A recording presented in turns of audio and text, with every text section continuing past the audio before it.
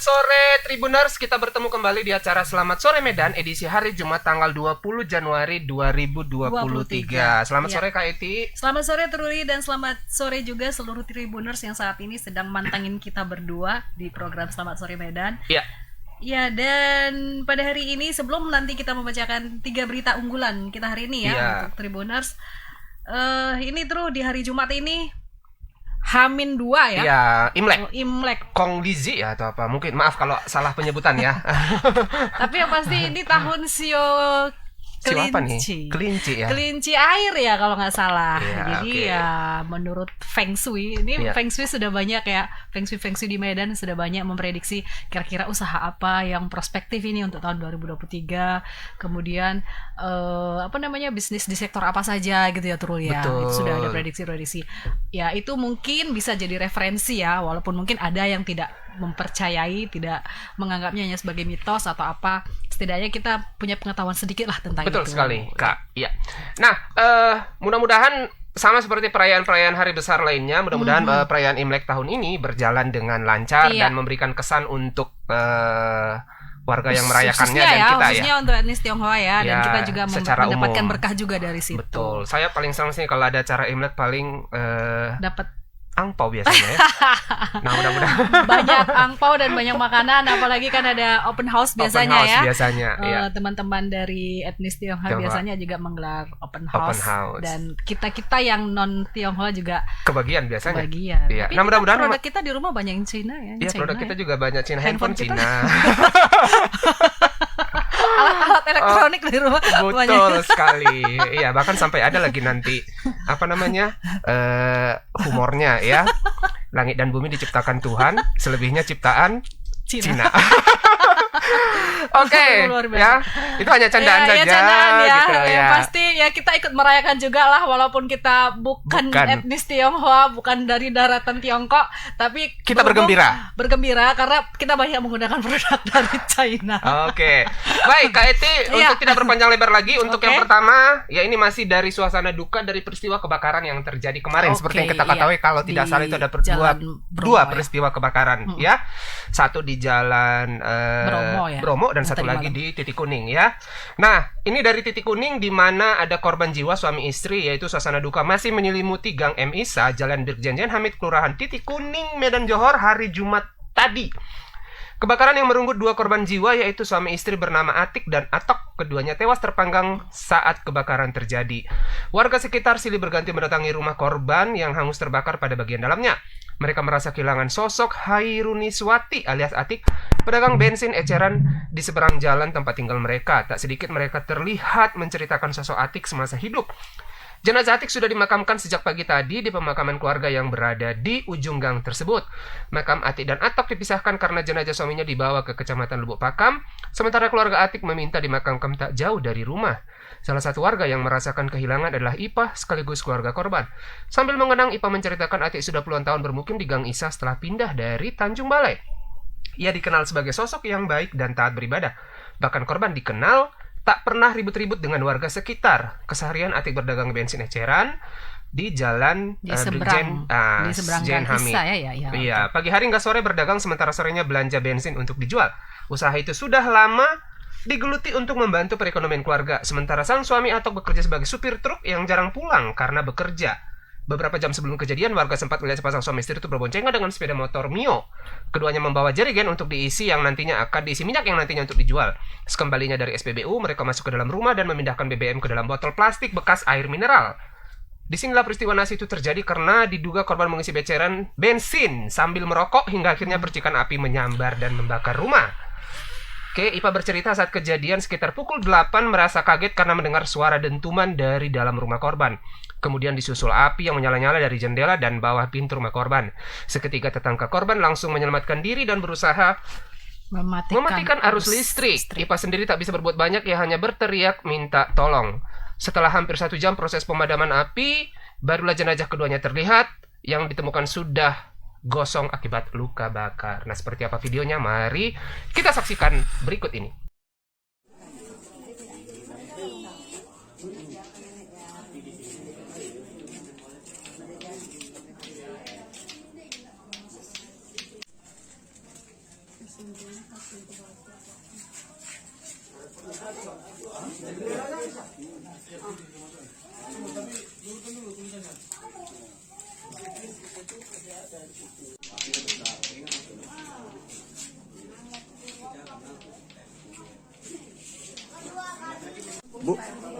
gimana Bu sosok Ibu Ati ini Bu di mata tetangga sekaligus keluarga? Orangnya bagus. Nggak pernah diajaknya gimana ya, nggak pernah begini nggak pernah. Sholatnya taat. Biasanya dia sehariannya pagi kemana gitu Bu? Pagi dia jam 9 tuh udah pergi jual minyak. Jual minyak. Jam 6 pergi dia beli minyak. Kadang sendirian, kadang suaminya kan jarang di sini. Bila dia beli minyak sendiri. Kalau semalam pas kesempatan ibu ada, boncengan dia. Boncengan dia sama suaminya. Itu sore ya. dia jam Yang ibu nampak dia boncengan sama suaminya. jam mau maghrib balik dia. Balik masuk. Ibu nggak tahu. Udah nggak tahu.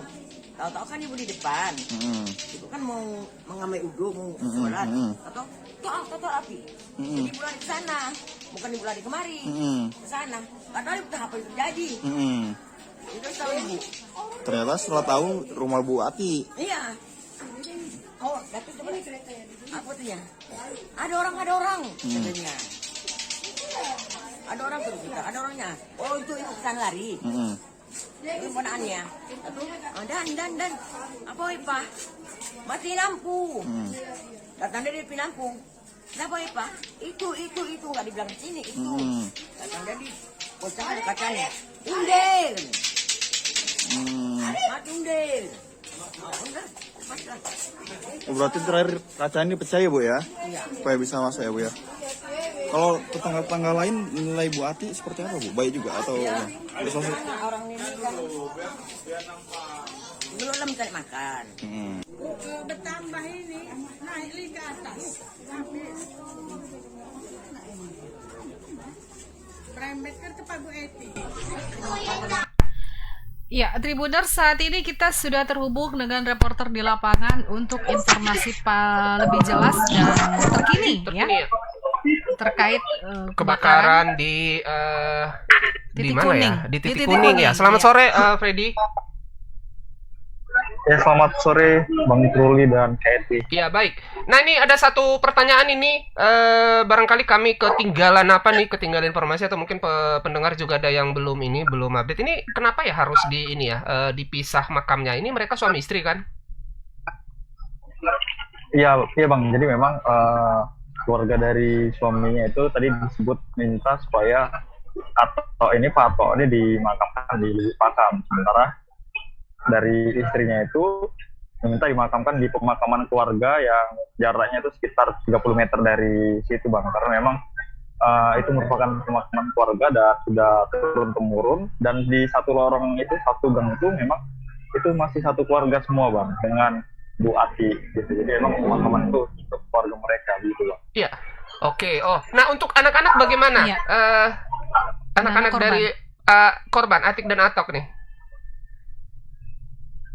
Ya, jadi memang Bu Ati ini hanya memiliki seorang anak perempuan dan anaknya itu sudah menikah, jadi tinggal bersama suaminya di luar dari lingkungan itu Bang, tapi masih di Kota Medan. Oh, anaknya sudah menikah Sudah ya? menikah, iya. Nah, Iya. untuk rumah yang menjadi ini hanya satu rumah gitu, atau misalnya ada juga merembet ke rumah yang lain? Karena kalau kita lihat tadi ini dari rekaman gambarnya kan cukup dramatis juga sih, suasana ininya, Pemukimannya gitu. Padat ya. Iya, jadi memang kebakaran itu untuk rumah korban sendiri itu diperkirakan tuh hanya mencapai 60% Bang. Jadi yang terbakar tuh hanya pada bagian dalam rumahnya, karena memang saat itu warga itu langsung sigap berusaha memadamkan api supaya tidak merembet. Jadi begitu api baru keluar dari dalam, kemudian api itu keluar melalui celah-celah pintu dan jendela. Di situ warga terus menyiram sampai akhirnya api pun nggak jadi merembet ke rumah-rumah sebelahnya. Jadi memang ada sekitar 4 rumah yang terdampak, itu pun hanya terkena asap hitam gitu, tidak sampai terbakar. Jadi ada sekitar 4 rumah. Tapi memang kebakarannya sendiri untuk rumah korban itu sekitar 60% itu hanya di dalamnya saja Bang. Jadi untuk pintunya saja itu memang hanya bagian atas dan bawahnya saja yang terbakar. Jadi memang api itu belum sempat begitu besar gitu. Bahkan memang api tidak kebakaran seperti umumnya yang nyala gitu. Dapat kita lihat memang lucian pun masih utuh gitu. Jadi memang kebakaran itu murni di dalam lah gitu Bang. Iya. Freddy, itu bagaimana kejadian? Itu memang api akhirnya bisa dipadamkan oleh warga ya, tidak sampai memanggil mobil pemadam kebakaran ya? Pemadam sempat datang, tapi memang sedikit telat karena memang lokasinya itu berada di jalan sempit. Kalau memang dari jalan Brigjen Tamit itu dari jalan sempit, tapi memang bisa masuk, tapi dari jalan Nasution atau di sebelah underpass gitu. Tapi memang pemadam itu disebut sempat kelewatan, jadi sedikit. Tapi terlambat ya, api sudah padam. Iya. Kemudian Freddy, ini kan luar biasa juga, api bisa cepat dikendalikan. Sementara di situ kan kabarnya tadi kalau dari ceritanya kan suami dari si Atok tadi ya, salah satu korban itu baru belanja bensin. Artinya di situ memang masih banyak kumpulan bensin di tempat kejadian perkara ini. Tetapi bisa segera dikendalikan api itu, bagaimana ceritanya Freddy?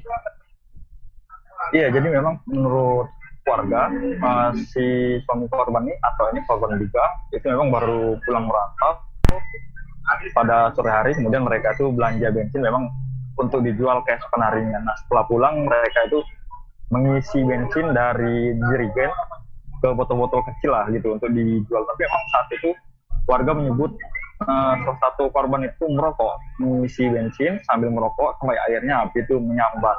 Tapi memang tadi beruntungnya memang api begitu cepat atau cukup bisa dipadamkan oleh warga sehingga tidak menjalar ke rumah lainnya. Karena memang jika kita lihat, memang lokasinya ini sangat padat penduduk. Jadi jika memang nggak cepat itu bisa melap puluhan rumah yang ada di situ Kak, gitu Kak. Jadi memang warga berjibaku, bergotong royong untuk memadamkan api supaya api itu nggak sempat keluar. Sementara jenazah korban sendiri ditemukan di dalam kamar. Jadi menurut warga memang kedua korban ini nggak sempat menyelamatkan diri keluar dari rumah. Mereka justru sembunyi di dalam kamar gitu. Mungkin keduanya mengira api tidak sampai situ. Padahal memang jika kita lihat jarak antara pintu keluar dengan kamar itu hanya 2 meter, dan dari pintu rumah itu ke gang itu hanya beberapa sentimeter saja lah gitu kan. Jadi Freddy, kalau bensin lainnya di situ apakah masih dalam keadaan utuh atau sudah berserak atau bagaimana? Atau sudah menjadi bahan apa tadi? Pembakaran tadi? Bensin yang habis. Bensin yang habis ya? Itu sudah habis Kak. Terbakar itulah yang menyebabkan kebakaran itu tadi, kemudian menyabar dan akhirnya mengenai bagian-bagian dalam rumah itu. Tapi memang jika kita lihat, tapi bisa ini ya? Tidak semua. Luar biasa juga ya, bisa cepat diatasi ya. Padahal di situ ada bensin begitu banyak ya. Iya, untuk sigap kemarin katanya warga. Iya, kalau dari informasinya kan ada di Dregen, berarti kan pasti banyak lah ya isi dari BBM itu ya. Tapi ini apakah memang korban atau ini apakah dia kok bisa gitu ya berhadapan dengan bensin sambil merokok? Apakah dia lupa atau dia bagaimana lah bisa sampai terjadi seperti itu? Apakah memang unsur kesengajaan? Nggak mungkin ya, kita nggak bisa sampai sejauh itu menyimpulkan. Tapi ada nggak informasi dari warga?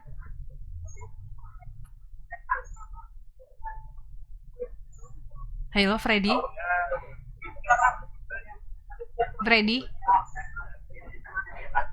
Kayaknya ada masalah koneksi ya? Ya, halo?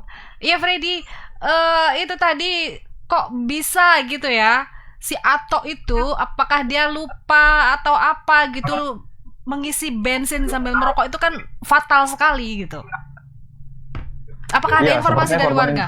Sepertinya korban ini kurang hati-hati Kak, makanya api rokoknya itu mengenai bensin itu Kak. Jadi memang tidak hati-hatian inilah diduga penyebab dari kebakaran ini yang akhirnya merenggut korban jiwa ini Kak. Ya, baiklah Freddy, terima kasih laporannya Truli. Cukup dulu ya. Terima kasih laporannya. Semoga keluarga yang ditinggalkan bisa bersabar ya dengan musibah ini. Terima kasih, kasih Freddy. Selamat bertugas kembali. Ya, itu dia di Tribuners laporan dari peristiwa kebakaran yang terjadi di kawasan Titik Kuning. Mudah-mudahan ini tidak terulang kembali ya dan tetap jadi pelajaran bagi kita ya. Betul, dan senantiasa tetap berhati-hati agar tidak terjadi lagi peristiwa yang sama. Ya. Baik, silakan lanjut berita yang kedua, Kak Eti. Baik, Tribuners, kita setelah dari Medan tadi peristiwa kebakaran, kita bergeser sedikit ke kota Brastagi ya. Gubernur Sumatera Utara Edi Rahmayadi angkat bicara terkait tiang listrik milik PLN yang masih menjadi kendala dalam pembangunan jalan alternatif Medan Brastagi. Edi mengatakan perpindahan tiang listrik tersebut memang harus dilakukan. Edi menyebut perpindahan tersebut bukanlah hal yang baru dan memang sudah bisa dilakukan pelebaran jalan. Ya, memang dipindahkan, kan hanya memindah tempat saja katanya. Menurut Edi, namanya jalan alternatif Medan Brastagi akan menjadi jalan nasional. Nantinya jalan alternatif Medan Brastagi akan menjadi jalan nasional.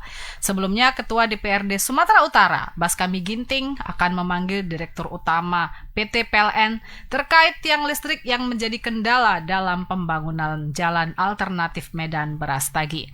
Baskami mengatakan pihaknya sudah menyurati pihak PLN untuk bisa hadir dan melakukan dialog dengan DPRD Sumut dan pihak kontraktor PT SMJ.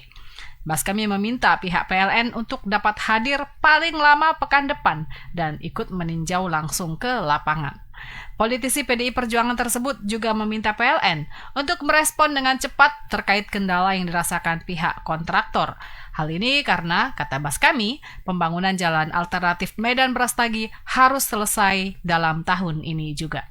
Baskami mengatakan hasil pertemuan dan peninjauan lapangan dengan PT PLN akan disampaikan secara resmi kepada Gubernur Sumatera Utara Edi Rahmayadi. Ya, kita saksikan dulu videonya ya Tribuners ya, seperti apa ini dari Bapak Ketua DPRD dan Gubernur Sumatera Utara. Nah, itu kita mengajukan sudah, ya, tapi dibahas oleh DPR RI. Nah, lebih jelasnya ditanyakan ke DPR RI Komisi 11 ya. Tanya Komisi 11, kebetulan salah satunya yang mengerjakan Pak Busirawan.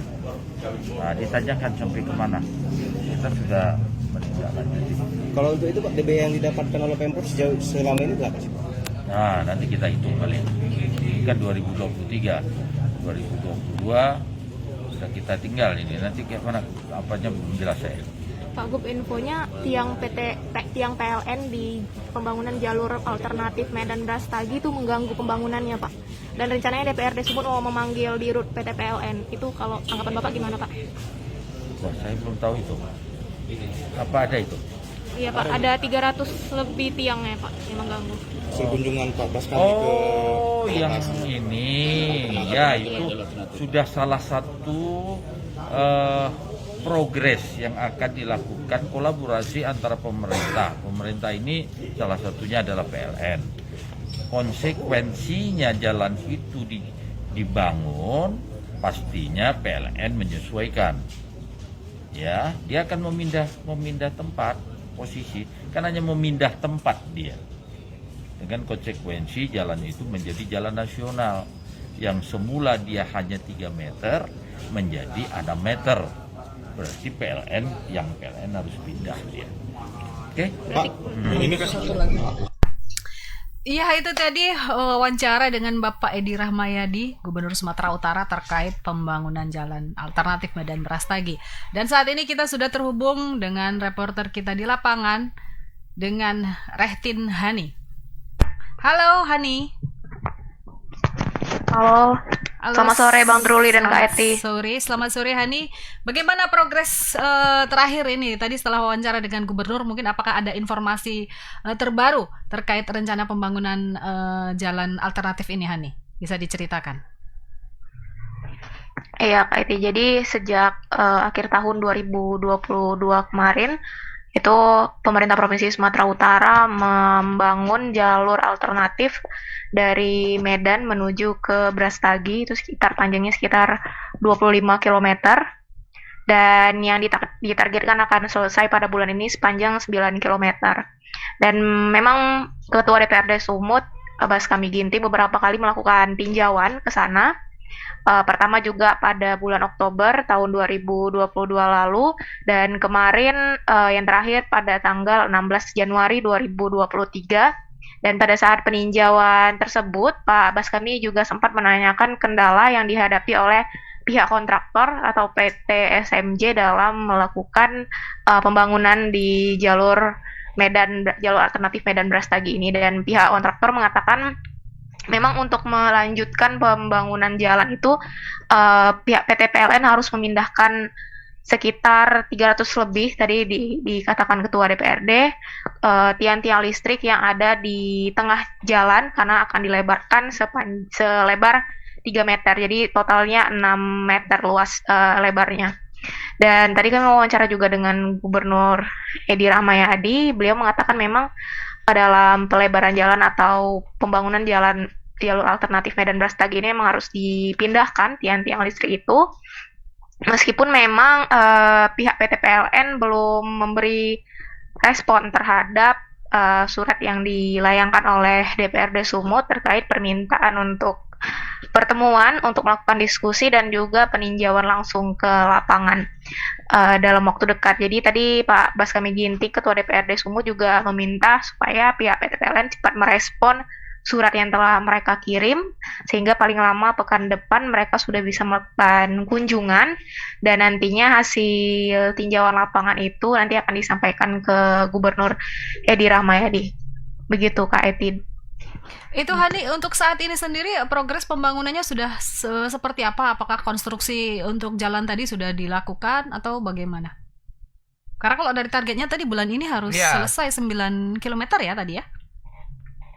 Iya, kalau dari keterangan Kepala Dinas PUPR Provinsi Sumut, Bambang Pardede, mengatakan memang untuk sejauh ini yang ditargetkan di bulan Januari itu sepanjang 9 km dan sudah berlangsung itu sekitar 30% dari target itu.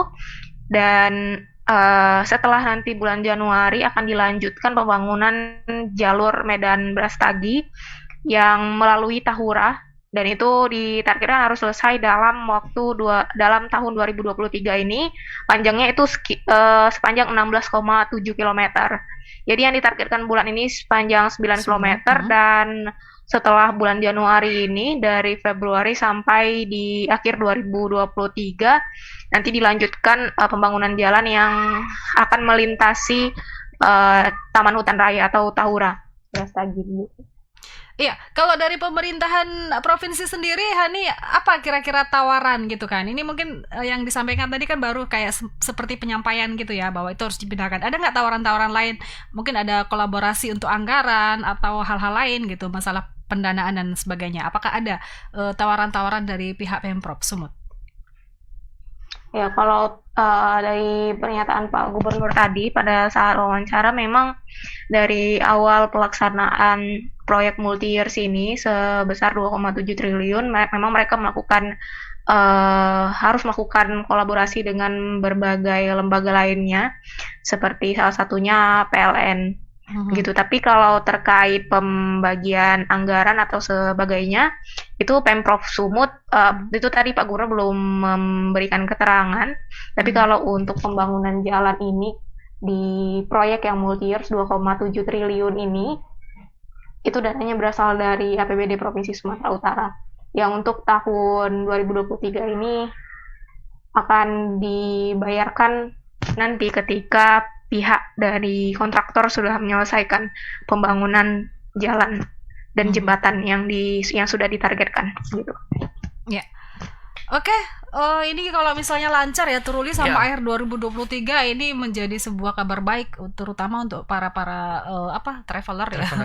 Karena itu kan jalur pariwisata ya, menjadi alternatif. Baik, Truli, ada yang mau ditanya? Cukup. Terima kasih Hani laporannya. Kita tunggu informasi terkait hal ini ya Hani. Masih menunggu respon dari pihak PLN. Semoga ada jalan keluarnya ya Truli ya. Iya, betul sekali. Terima kasih laporannya. Ditunggu laporan-laporan selanjutnya. Selamat sore. Ya, terima kasih Tribuners. Bukan, maksudnya terima kasih Retin sudah menyampaikan informasi dan kita berharap bisa berjalan sesuai dengan rencana ya. Iya. Baik, kita lanjut ke berita terakhir yaitu dari seputar persiapan perayaan Imlek tahun 2023 yaitu ini dari Kecamatan Serampah, Kabupaten Serdang Bedagai yaitu di Vihara Kucokong ya. Di vihara tertua di Kabupaten Serdang Bedagai itu sudah mulai bersolek dengan berbagai hiasan untuk menyambut hari besar Imlek ya. Mulai dari kegiatan bersih-bersih hingga pemasangan lampion berwarna merah yang tampak menghiasi vihara berusia 140 tahun. Kiat, salah satu pengurus vihara Kucong mengatakan, seperti biasa pihaknya melakukan sejumlah persiapan menjelang Imlek. Tampak lampion bersinar dari berbagai sisi vihara mulai dari ukuran kecil hingga yang besar. Selain itu, pengurus vihara juga memasang lilin besar dan hiasan menyemarakan Imlek. Sebagai vihara tertua yang ada di Sergei, Vihara Kucokong memiliki ornamen yang beragam mulai dari patung Buddha, naga, dan patung macan. Nah, seperti apa video dari persiapan ini? Mari kita saksikan bersama-sama.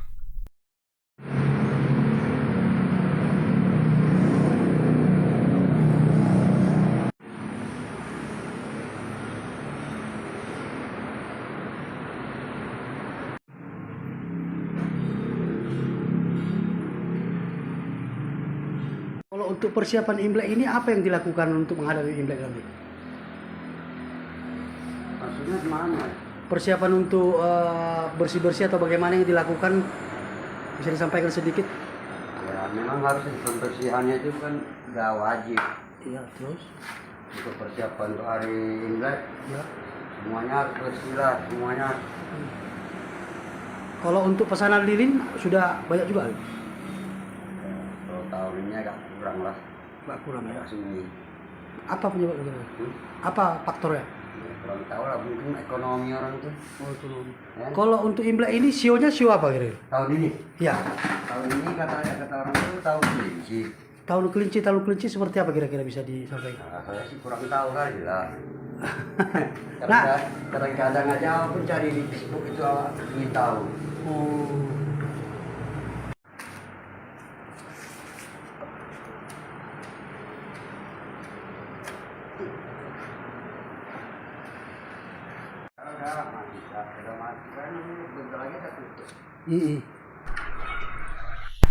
Ya baik Tribuners, itu tadi persiapan di ini Vihara Kucokong ya. Untuk melihat seperti apa persiapan di Imlek di Serdang Bedagai, kita sudah terhubung dengan reporter Tribun Medan Anugrah di Serdang Bedagai. Selamat sore Anugrah. Selamat sore Bang Trili dan Kayeti. Nah, baik, bisa diceritakan bagaimana Anugrah selain persiapan di Vihara, bagaimana persiapan Imlek di kawasan Serdang Bedagai? Secara umum ya, gitu. Barangkali sudah ada di toko-toko atau mungkin ada perayaan-perayaan yang akan dilakukan. Silakan. Terutama tempat wisatanya ya. Betul sekali. Kalau tempat wisata ini kan seluruh umat yang bakal berkunjung. Iya. Gimana? Oke. Baik Kayeti dan Bang Truli, memang ini di salah satu Vihara Kucokong yang ada di Kecamatan Serampah di Kabupaten Serdang Bedagai ini sudah melakukan sejumlah persiapan seperti tadi yang kita lihat dalam video itu.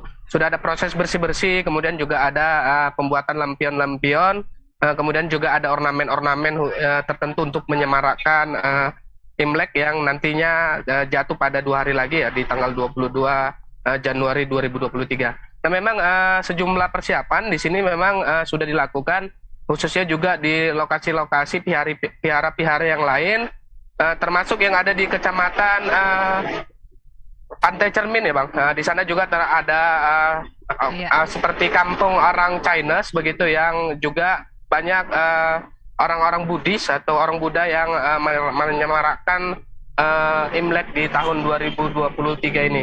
Nah memang tadi seperti yang disampaikan oleh pengurus pihara, memang ada perubahan karena memang ada penurunan dari faktor ekonomi katanya, karena memang tidak semarak tahun-tahun yang lalu karena seperti adanya ornamen lilin yang besar ya, yang hari ini memang tidak begitu banyak yang kita lihat tadi di sana. Namun bukan berarti tidak ada, namun jumlahnya berkurang atau lebih sedikit begitu. Namun untuk persiapan sendiri menjelang 2 hari ini sudah dilakukan, termasuk juga bagaimana nanti untuk menyambut jemaat-jemaat yang nantinya akan melakukan ibadah di sejumlah vihara yang ada di Kabupaten Serdang Bedagai. Nah, walau meski begitu memang tidak terlalu banyak ornamen-ornamen yang terlihat di kota-kota ya, khususnya di Kabupaten Serampa yang menjadi ibu kota dari Kabupaten Sendang Bedagai, memang tidak cukup banyak ornamen-ornamen yang terkait Imlek ini, mungkin karena memang tidak begitu semarak begitu. Namun ada di beberapa kecamatan seperti Kecamatan Pantai Cermin yang sudah terlihat adanya pemasangan ornamen atau pernak-pernik untuk menjelang Imlek yang jatuh pada 2 hari lagi. Begitu Bang Truli dan Kak Yeti. Iya, Anugrah. Ya. Untuk perayaan Imlek ini sebetulnya kan lebih kental dengan budaya barangkali ya. Tapi tetap ada umat yang melakukan ibadah ya. Selain ibadah, kira-kira ada seremoni atau ritual khusus yang dilakukan terkait dengan perayaan Imlek di Sendang Bedagai, Anugrah? Nah, biasanya ada perayaan-perayaan seperti yang ada di Kecamatan Pantai Cermin ya, kayak di sana itu banyak ada kampung-kampung orang Chinese gitu, yang memang dari asal-usulnya memang mereka di situ sudah berkampung dan bermukim di sana. Nah, biasanya mereka itu menggelar nanti ada kegiatan-kegiatan seperti hiburan, kemudian juga nanti ada pembagian ampau begitu kepada masyarakat yang ada di sekitar, termasuk juga masyarakat yang kurang mampu. Yang ini menjadi memang sudah setiap tahun dilaksanakan. Nanti akan ada orang-orang yang nanti akan diberi ampau begitu, dan juga makanan-makanan seperti buah yang menjadi tradisi yang ada di sini. Selain itu juga nanti ada pelepasan seperti burung ya, hewan ya, ada burung, kemudian ada juga ikan yang nanti biasanya akan dilakukan di jelang tahun baru Imlek ini. Nah, selain itu juga biasanya ada pertunjukan seperti barongsai dan kegiatan-kegiatan berbentuk budaya Chinese ya, atau budaya-budaya Buddha yang biasanya banyak dirayakan di sekitaran pesisir pantai, khususnya di kawasan Pantai Cermin yang banyak orang atau suku Chinese ataupun orang beragama Buddha. Begitu, Kak Yeti. Ya, Anugrah, biasanya selain diikuti oleh orang Chinese ya, orang Tionghoa, apakah memang ada juga masyarakat umum yang ikut meramaikan perayaan-perayaan seperti disebutkan tadi?